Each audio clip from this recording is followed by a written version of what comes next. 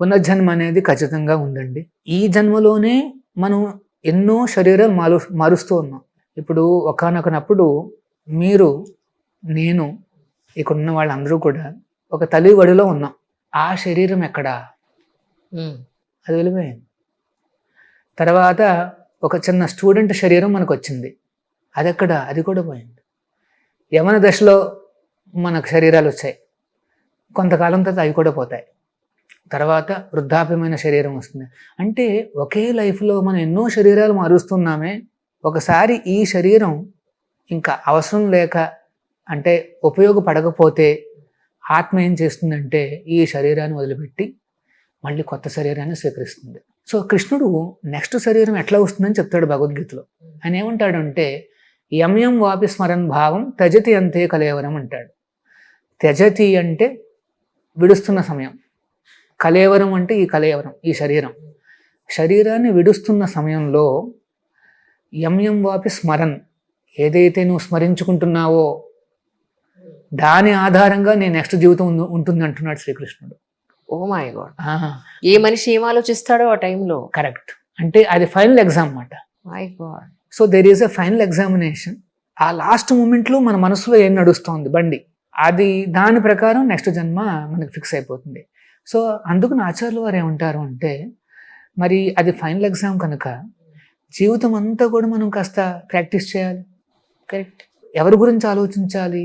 So మనం భగవంతుడి మీద, అంటే దేవుణ్ణి తలుచుకోవాలన్నమాట. రోజు కూడా ఎంతో కొంత మనం దేవుణ్ణి తలుచుకుంటే ఆ చివరి క్షణంలో కనుక నారాయణ లేదా కృష్ణ అనగలిగితే మనం వెంటనే ఈ భవబంధాల నుండి, ఈ క్లేశపూరితమైన ఈ శరీరాన్ని నుండి బయటకు వచ్చేసి ఆ భగవంతుడి ధామానికి చేరుకుంటామన్నమాట. ఇది అద్భుతమైన ఇది. కానీ ఇక్కడ ఇంపార్టెంట్ విషయం ఏంటంటే ఆ లాస్ట్ మూమెంట్ థింకింగ్ అనేది అది చాలా సీరియస్ పాయింట్ అన్నమాట. కరెక్ట్. ఎందుకంటే అప్పటి వరకు వాడు శుభ్రంగా ఆస్తుల మీద, పిల్లలకు పెట్టాల్సిన డబ్బుల మీద ఉంటే అప్పుడు లాస్ట్ మినిట్ లో కూడా అదే ఆలోచన ఉండే అవకాశం ఉంది. దాని ఆధారంగా వాడికి నెక్స్ట్ లైఫ్ వస్తుంది. ఎవరైతే తన దేశం గురించి ఆలోచిస్తూ అలాగా ప్రాణం విడిస్తే మళ్ళీ అదే దేశంలో పుట్టే అవకాశం ఉంది. రైట్. ఎవరైతే తన ఫ్యామిలీ మెంబర్స్ గురించి ఆలోచిస్తూ ఉంటే మళ్ళీ మనముడి కింద వచ్చే అవకాశాలు ఉన్నాయి. అదే లీనియేజ్లో వాళ్ళు మళ్ళీ పుట్టే అవకాశాలు ఉన్నాయి. తర్వాత కానీ ఎవరైతే కాస్త బాగా క్రూయల్గా, కాస్త పాపాలు అవన్నీ బాగా చేస్తే యానిమల్ అయిపోయే అవకాశాలు కూడా. మనిషి జన్మ అనేది గ్యారంటీ కాదు. ఉదాహరణకు ఎవరైనా, అంటే నేను కాస్త కఠినమైన ఎగ్జాంపుల్ చెప్తున్నాను. ఎవరైనా సరే బాగా నగ్నంగా తన శరీరాన్ని ఎప్పుడు ప్రదర్శిస్తూ ఉన్నారనుకోండి, అట్లాంటి వాడికి లేదా అట్లాంటి ఆమెకు నెక్స్ట్ జన్మ ఏమిటంటే ట్రీ. ఎందుకంటే చెట్టు నగ్నంగా ఉంటుంది. అవును. ఎటువంటి సెన్సిటివిటీ లేకుండా. సో ఇక్కడ కూడా ఈ లైఫ్ అంతా కూడా నువ్వు అన్కాన్షియస్గా ఎటువంటి సెన్సిటివిటీ లేకుండా ఎవరైనా బాగా నగ్నంగా ఉన్నారనుకోండి, వాడికి నెక్స్ట్ లైఫ్లో సెట్ అయిపోతాడు. ఆమె అయితే ఒక క్రీపర్ అయిపోతున్నాము. So that is the life మాట. అంటే అక్కడ ఒకవేళ అలాగా ఏమన్నా లోవర్ స్పీషీస్కి వెళ్ళిపోతే క్రమక్రమంగా మళ్ళీ వాళ్ళు పైకి వస్తారన్నమాట. రైట్. అలా పైకి వచ్చి వాళ్ళు మళ్ళీ మనిషి జన్మకు వస్తారు. ఈ మనిషి జన్మ అనేది చాలా అరుదైన జన్మ అన్నమాట. 84 లక్షల జీవజాతులు ఉంటే పద్మపురాణం ప్రకారం అందులో మనిషి జన్మ అనేది చాలా ఉత్తమం. ఎందుకంటే ఈ జన్మలోనే నీ ఆలోచన మనం కంట్రోల్ చేసుకుని అట్లీస్ట్ దేవుడిని తలుచుకునే అవకాశం ఉందన్నమాట. జంతు జన్మ అయితే దేవుడిని తలుచుకునే అవకాశం కానీ వాటికి ఆ కెపాసిటీ లేదు. ఇది ఒక్కటే తేడా. సో అందుకనే మనం చాలా జాగ్రత్తగా, కృష్ణుడు కూడా భగవద్గీతలో చెప్తాడు ఏమిటంటే తస్మా సర్వేషు కాలేషు మా మనుస్మర యుద్ధచ అంటాడు. అన్ని వేళలా నన్ను తలుచుకుంటూ నువ్వు యుద్ధం చేయి అర్జున అంటాడు. ఎలాగో యుద్ధం చేస్తాడు, అది నేను చెప్పాను కదా. తేడా ఏమిటంటే తలుచుకోవడం, అంతే, భగవంతుని తలుచుకోవడం. సో మీరు ప్రతిరోజు ఈ హరినామం చెప్తూ ఇంట్లో కూడా ఆ కృష్ణుడు పిక్చర్లు పెట్టుకుని అప్పుడప్పుడు మనం తలుచుకోవచ్చు. రోజు కూడా మనం పూజలు చేయొచ్చు. తర్వాత ఏమన్నా బస్సులో ప్రయాణిస్తున్నారో లేకపోతే నడుచుకుంటున్నారో లేదా జాగింగ్కి వెళ్ళారో జస్ట్ హరే కృష్ణ హరే కృష్ణ కృష్ణ కృష్ణ అనుకుంటూ వెళ్ళండి. తర్వాత మరి మీరు ఎప్పుడైనా ఏదైనా ఒక సీరియస్ సంతకాలు చేయాలనుకోండి, ఫస్ట్ స్వామికి నమస్కరించుకోండి. తినే ముందు ఒకసారి కృష్ణ ఎంత మంచి ప్లేట్ నా ముందుందంటే నీ యొక్క అనుగ్రహం అని చెప్పి తీసుకోవడం. అట్లాగే మనం అలవర్చుకుంటే, దేవుణ్ణి తలుచుకోవడము అనేసి అలవర్చుకుంటే ఆ చివరి క్షణంలో కూడా మనం ఆయన తలుచుకోగలుగుతాం. కృష్ణ అనేసి అనుకోగలిగితే చాలు. మరి ఒక ప్రశ్న వచ్చింది ఒక భక్తుడికి, ఏమిటి, ఇప్పుడు మనం కోవిడ్లో చూసాం కదా, ఆ చివరి క్షణంలో చాలామంది వెంటిలేటర్లో ఉండి చనిపోయారు. అవునండి, అవును. మరి మొత్తం జన్మంతా ప్రాక్టీస్ చేశాడు, కానీ మరి చివరి క్షణంలో ఇలా వెంటిలేటర్లోకి వెళ్ళిపోయాడు. ఎట్లాగంటే దానికి మహావరాహ పురాణంలో ఆ మహావిష్ణువు, ఆ శ్రీకృష్ణుడు, ఆ నారాయణుడు ఒక ప్రామిస్ ఇస్తాడు. ఏమని, ఎవరైతే నా భక్తుడు నన్ను జీవితం అంతా తలుచుకుని చివరి క్షణంలో ఈ కఫం వల్ల కానీ లోనొచ్చే కొన్ని విషమ పరిస్థితుల వల్ల కానీ నన్ను తలుచుకోలేకపోతే నేనే నా భక్తుని తలుచుకుని స్వయంగా వస్తానని చెప్తాడు అనమాట. C God is a person. ఆయనకు కూడా ఫీలింగ్స్ ఉంటాయి. అయ్యో నా భక్తుడు మొత్తం జీవితం అంతా కష్టపడ్డాడు, సరే లాస్ట్ మినిట్లో ఏదో వచ్చిందని చెప్పేసి సాక్షాత్తు ఆ భగవంతుడే మనకి వస్తాడనమాట. సో భక్తుడికి ఆ నమ్మకం ఉంటుంది. ఆ రకంగా మనం ప్రాక్టీస్ చేస్తే చాలు, చివరికి మనం విజయం సాధిస్తామన్నమాట. ధర్మం 4 పాదాల అని అంటారండి. 4 పాదాలు అంటే ఏమిటి అసలు? ఒకటి ఏమిటంటే క్లెన్లీనెస్, శుభ్రత, అంతగా బయట రెండిటికి శుభ్రత అనేది ఉండాలి. ఇంకొకటి ఏంటంటే మెర్సీ, కరుణ చూపించాలి. అండ్ మూడోది ఏంటంటే తపస్సు, కొద్దిగా బాడీకి ఇన్కన్వీనియన్స్ వచ్చిన తట్టుకుని ముందుకెళ్ళే గుణం అన్నమాట తపస్సు. తర్వాత ట్రూత్ఫుల్నెస్. యాక్చువల్గా ఇంకొకటి, దీన్ని ఇంకో రకంగా చెప్తాను నేను. శాస్త్రం ఏం చెప్తోందంటే ధర్మాన్ని బాగా పాటించాలి. ఇంత 4 పాదాలు మనం పాటించాలి అంటే 4 మన జీవితం నుండి మనం తొలగించేయాలి. 4 ఉండకూడదు మన జీవితంలో. ఏమిటవి? ఎగైన్ ఇక్కడ నేను కాస్త కఠినంగా చెప్పాల్సి వస్తుంది. అంటే సాధువులు కనుక నిజం చెప్పాలి, లేకపోతే అర్థం కాదన్నమాట. కరెక్ట్. సో మనం ఫస్ట్ చేయాల్సింది ఏంటంటే ఈ హరే కృష్ణ మహామంత్రాన్ని జపించడం. దాంతో మీకు బలం వస్తుంది. మరి ఈ ధర్మం 4 పాదాలు నేను పాటించాలంటే ఏం చేయాలంటే ఫస్ట్ ఏం చెప్తారు అంటే నో ఇంటాక్సికేషన్. ఎటువంటి మాదక పదార్థాలు మనం జీవితంలో స్వీకరించకూడదు. మాదక పదార్థాలు అంటే ఇది తాగుడు, అది తెలుసు కదా, మద్యం, డ్రగ్స్, ఇవన్నీ వర్జం, అది మంచి స్వీకరించకూడదు. రెండోది ఏంటంటే అక్రమ సంబంధాలు వర్జం, అది క్లీన్లీనెస్ అన్నమాట. ఆ రిలేషన్లో క్లీన్గా ఉండాలి. మూడోది ఏంటంటే నో గ్యాంబ్లింగ్, జూదం ఆడకూడదు, ఎటువంటి జూదాలు ఆడకూడదు, అది ఇంకొక పాదం. మైండ్ గేమ్ ఆడడం కూడా ఒకలాంటి జూదమే. అవతల మనం ఇలా అంటే వాళ్ళు అలా అంటారేమో, సో వాళ్ళు ఇలా చేయాలంటే మనం ఇలా మాట్లాడాలి, ఈ ప్లానింగ్ అంతా చేసేసుకుని వస్తారు సార్ చాలా మంది. చాలా దారుణమైన విషయం. దాన్ని ఏమంటారు అంటే స్పెక్యులేషన్ అంటారు, మనోరథము అంటారు అన్నమాట. అంటే మనస్సు ఒక రథం అనుకుంటే అది ఎటుపోతుందో తెలియదంట, మనోరథం అన్నమాట. అది కూడా గ్యాంబ్లింగ్ కిందకు వస్తుంది. Correct, correct. ఇంకొకటి ఏమిటంటే జంతువుల మీద కూడా కరుణ చూపించాలి కనుక నో యానిమల్ కిల్లింగ్. రైట్.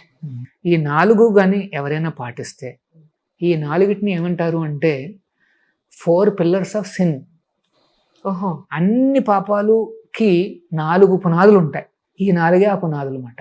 ఎవరైతే ఈ పునాదుల్ని కొట్టేస్తారు ఇంకా వాడి జీవితంలో పాపం అంటూ ఉండదు అన్నమాట. అది కూలిపోతుంది, మొత్తం భవంతంతా కూలిపోతుంది అన్నమాట. అంటే మన శరీరంలో ఒక చెడు ఎప్పుడైతే ప్రవేశిస్తుందో ఆటోమేటిక్ గా అన్ని రకాల చెట్లు దానికి స్లోగా లింకప్ అయి వెళ్ళిపోతూ ఉంటుందని. ఉదాహరణకి ఎవరైనా యానిమల్ ఫుడ్ తీసుకున్నాడు అనుకోండి, దాన్ని డైజెస్ట్ చేసుకోవడానికి బయటకు పంపించడానికి ముందు తాగాలి. అది తాగితే గానీ వాడికి అది పోదు. చాలా మంది ఏమంటారో తెలుసా సార్, ఈ మేకల్ని కోళ్ళని తినకపోతే ప్రపంచం అంతా కోళ్లతో నిండిపోతుంది, మేకలతో నిండిపోతుంది, మేము తింటున్నాం కాబట్టి ఈ మాత్రం భూమిలా ఉంది, లేకపోతే మనకే ప్లేస్ ఉండదు అన్నట్టుగా వాళ్ళు చేసేది కరెక్ట్ అన్నట్టుగా మాట్లాడడం నేను చాలా సార్లు విన్నాను. అలాంటి వాళ్ళకి మీరు ఏం సమాధానం చెప్తారు? చాలా ఎలుకలు ఉన్నాయి కదా, అవి తినొచ్చు కదా, వాటిని కంట్రోల్ ఎందుకు చేయట్లేదు నువ్వు? ఇప్పుడు మా కంది కిచెన్ ఉంది, అంటే అక్షయపాత్ర కిచెన్. ఈ ఎలుకలు బల్లులకి మేము చాలా ఖర్చు పెట్టాల్సి వస్తుంది, ఎందుకంటే అవి వచ్చి ఫుడ్లో పడిపోయినాయి అనుకోండి. సో దయచేసి మీరు ఎవరైనా అక్కడికి వచ్చి కూర్చోండి, రోజుకు చాలా తినచ్చు. మరి మీరు తినకపోతే మరి ఎలుకలు పెరగట్లేదా, బల్లులు పెరగట్లేదా? పెరగట్లేదు. ఎగ్జాక్ట్లీ. అంటే దానికి ఏదో సిస్టమ్ ఉందండి. దేవుడు ప్రతి జాతికి ప్రతి వాటికి పుట్టుకో గిట్టుకో పెట్టేశాడు. Correct correct. మీరు దానికి ఏమి ఉదారంగా ముందుకొచ్చి మీరు అది చేయాల్సింది ఏం లేదు. ఒకవేళ చేయాలనుకుంటే ఇట్లాంటి పనులు మంచి పనులు చేయండి, మా దగ్గర రండి, మేము ఇస్తాం, ఏం తినాలో మేము చెప్తాం.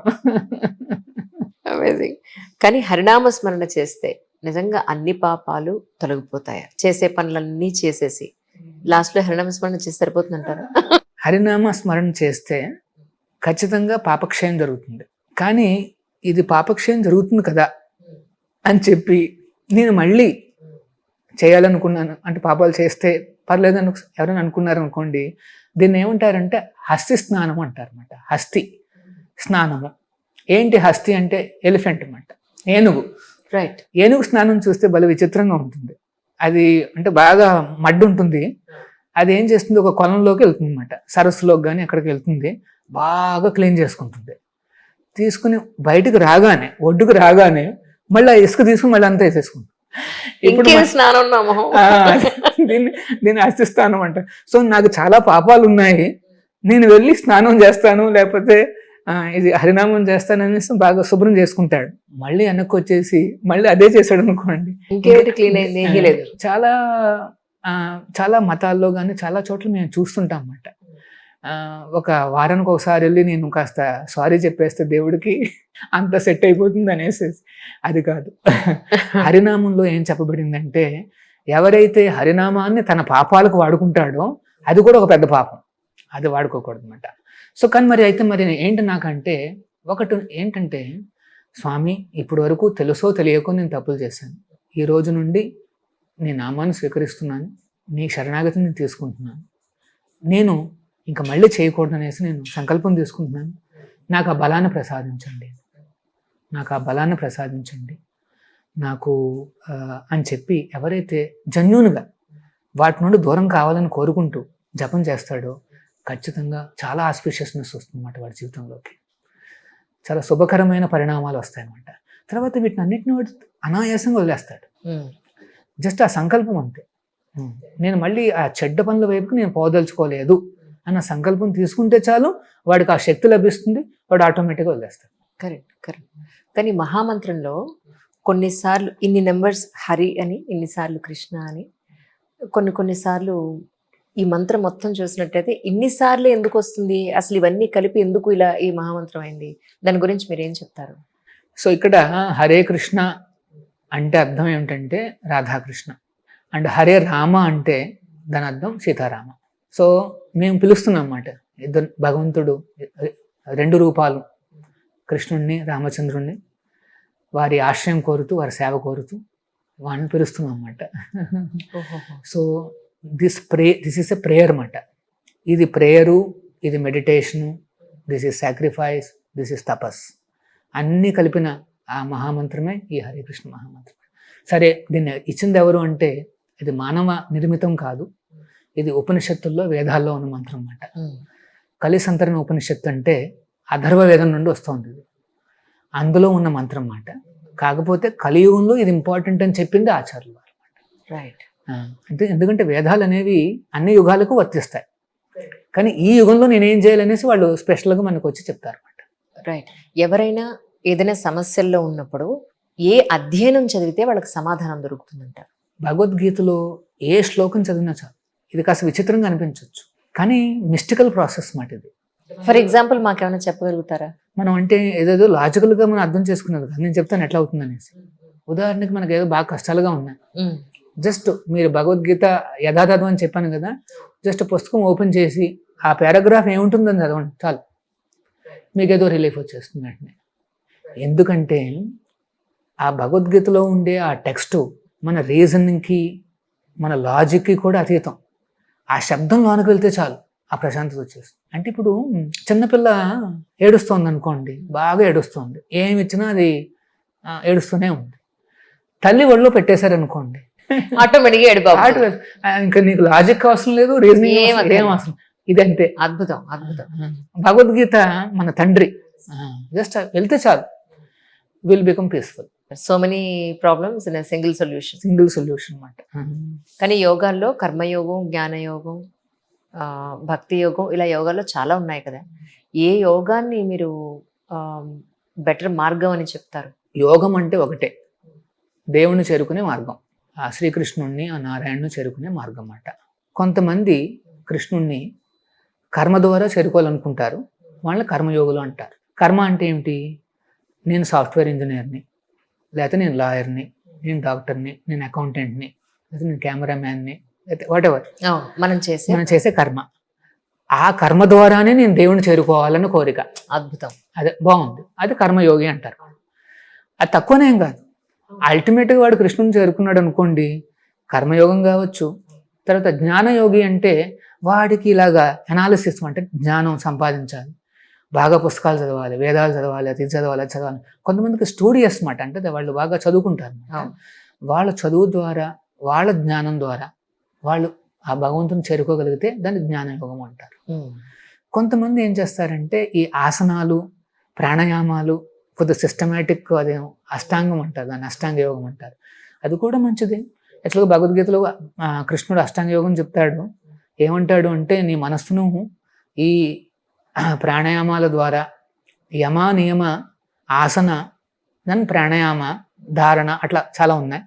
వీటన్నిటి ద్వారా నువ్వు నీ మనస్సును నియంత్రించి, అర్జున నా మీద నువ్వు కాన్సన్ట్రేట్ చేయి అంటాడు. అంటే అష్టాంగ యోగం యొక్క ఫైనల్ గోల్ కూడా ఏంటంటే దేవుడి మీద కాన్సన్ట్రేషన్. కరెక్ట్. సో వాడు కానీ ఇలా చేరుకున్నాడు అనుకోండి కృష్ణుడి దగ్గరికి, తేడా ఏం లేదు. కర్మ ద్వారా వచ్చినవాడు, జ్ఞానం ద్వారా వచ్చినవాడు, అష్టాంగ యోగం ద్వారా వచ్చినవాడు. ఇంకోటి ఏంటంటే భక్తి. యాక్చువల్గా మార్గం భక్తి మార్గమే. వీటన్నిటిలోనూ భక్తి ఉంటేనే కానీ దేవుని చేరలేరు. కరెక్ట్. సో భక్తి అంటే ఏమిటంటే, భగవంతుడు ఇచ్చిన ఈ మార్గం ఏంటంటే ప్రస్తుతం కలియుగంలో ఈ హరినామం ద్వారా, అంతే. అంటే భగవంతుడి పైనే ఆధారపడి ఆయన చేరుకోవడం అన్నమాట. కృష్ణ నా వల్ల కాదు, నాకు అంత జ్ఞానం లేదు, నీ మీద నేను ఆధారపడుతున్నానంటే సరే. సో ఏ మార్గమైనా మీరు ఎంచుకోవచ్చు, కానీ ప్రతి దాంట్లో కూడా మీరు జపం చేయండి. That's all, you will be successful. అద్భుతం.